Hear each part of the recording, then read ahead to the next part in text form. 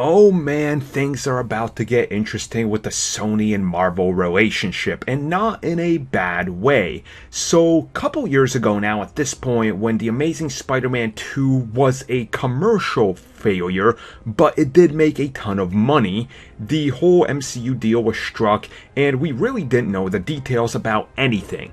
And now what we're seeing is, of course, that Spider-Man is in the MCU, and of course Sony's going out there and announcing their own movies. And for a better part of the last couple months, we've all been hearing the details that all of these films are going to be standalone, and this has kind of been reiterated by everybody involved.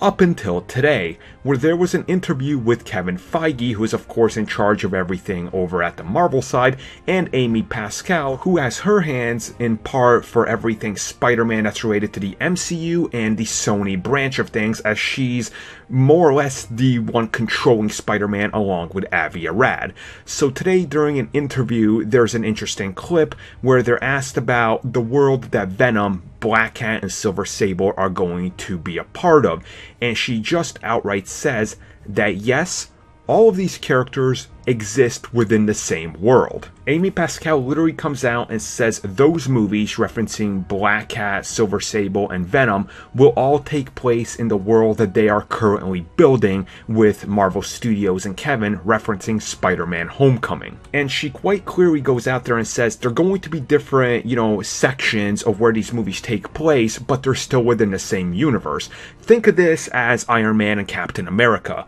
Both movies inhabit the same exact world, just like the Netflix shows, but they're each telling their own individual story that can stand as a standalone film, but they're also connected to the larger aspects in this entire big universe. And when asked if Tom Holland as Spider-Man is going to appear in any of these movies, she just says there's a chance, smiling, and you can even see Kevin Feige does a little smirk, and then he does this, you just broke the thing we didn't want you to tell them. So this is more or less, I think, 100% confirmation now that everything does exist within the MCU. So yeah, guys, I'm Venom, Black Cat, Silver Sable, all confirmed for the MCU. I want you guys to let me know your thoughts, because this is quite a huge development, and now I think this brings the excitement of both of those movies way up than what anybody had before, which honestly gets me even more psyched, because, yo, we're gonna get Tom Hardy in the MCU. And that's effing awesome.